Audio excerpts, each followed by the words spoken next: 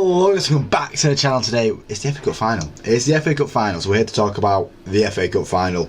I think you can see in the background that I probably have a bias towards what I think this result will be, and I'm also wearing an Eze shirt, so let's add to that bias anyway. It's going to be an exciting game. I feel like Palace and City is always a game full of goals, because both teams are quite opposite in how they play anyway. It's usually quite an open game, and usually quite an exciting game. Obviously, the last game that we saw just a couple of weeks ago, in April, finished 5-2 to City. Palace took the lead 2-0. It looked like Palace might make a bit of a push on this as well, make their mark, but obviously City ended up scoring the next 5 goals after that. Obviously Eze scored and made it 3-0, but it was just on the other side, and then the 5-2 ran away from Palace. The game before that this year was a 2-2 draw at Selhurst Park, so maybe when City travelled, maybe it's a bit harder for them, because, you know, then the year before, 4-2 win to City, and then 2-2 again. 1-0 City, 4-2 City, 0-0, and then to go back to October 2021 was the last time Palace won in this fixture. But I feel like they've got it in them. I feel like they've got it in them to get that result today. I'm begging they've got it in them, because it's a bit of excitement in it, a bit of enjoyment, and the way United are playing, there isn't much enjoyment. There isn't. So let's hopefully Palace can give you some enjoyment. We'll wait and see. We'll hold off a little bit on it.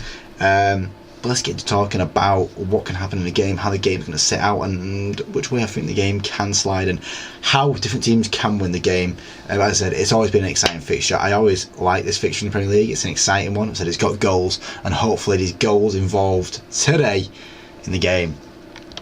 So this is my expected lineups, and it's hard. It is hard to predict who's going to start for both teams, really. I think Palace's team is a bit easier. There's a couple of changes that I was like, oh, would you do that? But I don't think they do that. And it's like, oh. But right, it's going to the City team. I expect Ederson to play. I think Ederson's kind of like just got his spot back now. And with it being a big final, this one will be the strongest team. But that's why I've gone to the fullbacks as well. I know Akanji's back. I know Rico Lewis can also start right back. But I just feel like Nunes and O'Reilly have been really great in them positions recently. And O'Reilly, especially in the FA Cup, on this FA Cup run, has been a vital part of the FA Cup run, and I think it'd be really harsh for him to lose his spot now.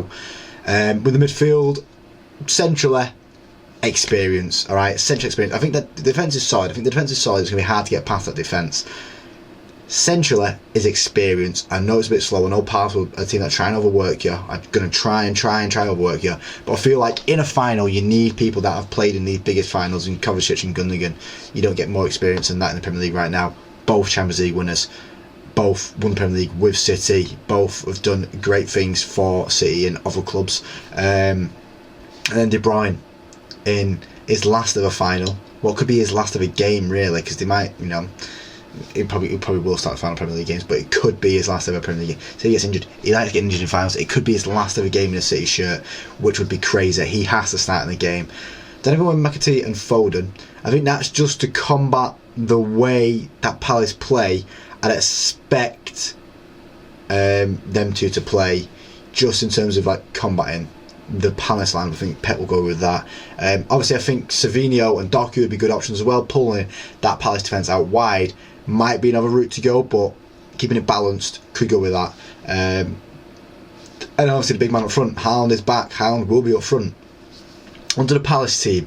Henderson, yes, obviously Henderson. Munoz and Mitchell. Obvious choices, right? Obvious choices. It was the defence where I was like, I think Gehi definitely starts. Lacroix definitely starts for me as well. It was whether Richards starts. And Richards is the best right-sided defender, but Klein has played there and Ward has played there, and it's Ward's last Palace game. But I don't think they're risking it. There's no point risking it. So Richards gets in the team for me. Wharton and Lerma in field. I think Wharton has that composure to perform in a final, and you know what, Mainu scored last year, we got all the hype around him. Wharton's got a lot of hype around him. I mean, he can grab a goal in a final, it won't be bad. Obviously I could have gone with Will Hughes as well. Will Hughes is a bit of a Palace veteran at this point, and would probably calm that midfield, but I don't know, it's hard to decide between what two I'd say, but that front three has to be that front three. Mateta, Sarr and Eze. Sarr and Eze being the creative forces behind Mateta, and Mateta being that man to bang in the goals. Mateta versus Haaland, right now, that is an argument to be made. And let's talk about how I expect the teams to line up. So, obviously, we start with the Palace team where Henderson is going to have been there. But then we see the back three line up like that, and then the wing backs are going to be pushing. No, sorry, it's not going to the wing back next. Why has it done this? Why has it done this to me? Why has it done this to me? I'm just going to have to show the full team. There's the full team. We've even got one of the City goalkeepers on there. For some reason, before, we get the full team out. Let's get this full team against each other, and you can see how I have initially lined them up. Oh, and I've just covered the whole thing up. There we go. There we're at. So, I expect, actually, we've got Mickey T and Foden to be there. I did actually have it written down as Savio or Savinho and Doku. That's why I had them so wide. But right now, with it being Foden and Mickey T, I expect them to come deeper in and more support De Bruyne in there, and then create options in behind and kind of go man for man on the three centre backs here. But it does leave a bit of space for Munoz. But it means, O'Reilly and Nunes, who do push into the midfield area and provide more midfield width, but also more passing options around that area of the pitch, come into it, and it puts the pressure on that pass and kind of man to man. And it leaves these two with a decision here, whether they go tight on De Bruyne or whether they follow Gundogan and Kovacic. I think going tight on De Bruyne is probably the better option, but Gundogan and Kovacic have great passing range and they can punish you. Not as much as De Bruyne can, but I feel like you cannot leave De Bruyne free. But it also means that when that attack happens from Palace, when that ball goes up to Mateta, or Munoz comes in, when Munoz finds a space, he finds that space. It's going to pull City apart a little bit. Mitchell doesn't find it as much as Munoz does, but Munoz pushes, and you know what? He properly gets in there. He properly gets in there, and that's what I expect him to properly get in there, and cause a bit of chaos for O'Reilly on this side. I think O'Reilly I think the only person that could really deal with it would be Gvardiol. But I think this is the way. I think this is the way we're going to set up. It causes chaos at the back, right? And City have never coped well with a bit of chaos, and that's why Palace seem to get a few goals against them a lot.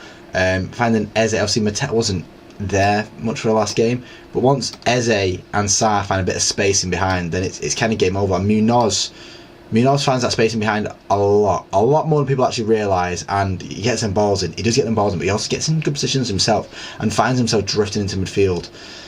Obviously that leaves space for O'Reilly, but O'Reilly kind of drifts into midfield as well, so Munoz will probably follow him. It kind of leaves a lot of space on this side. So if it was Savinho and Doku, they tend to find themselves a lot wider players trying to get the ball into hands, a crossing situation, or they'll find themselves wider and drive in like that. Doku loves doing that.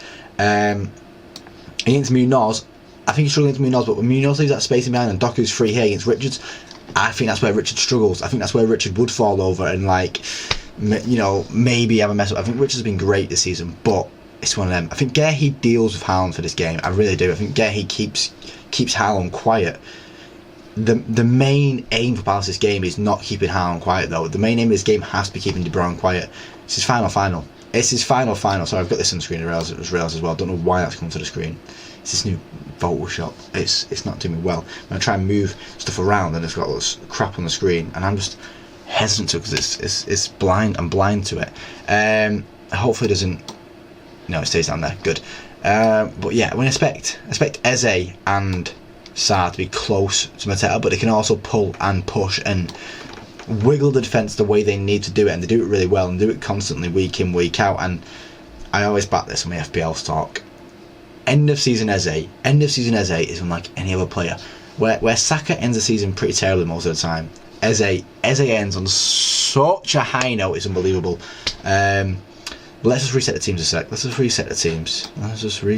back to the start. I said they're coming in there, they're coming in there, and I feel like in this setup it is dealt with pretty well. For what City are going to do, yeah, I am going to move O'Reilly and Nunes that high up.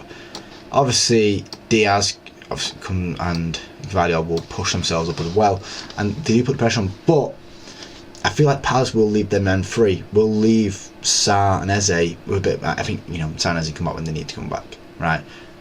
But once they find that space, once they get in behind you and start going, I mean, Gvardiol had a few mess ups in the last year's FA Cup final. This City team might have learned from the mistakes from last year, but how well have they learned from their mistakes? We'll wait and see on that one.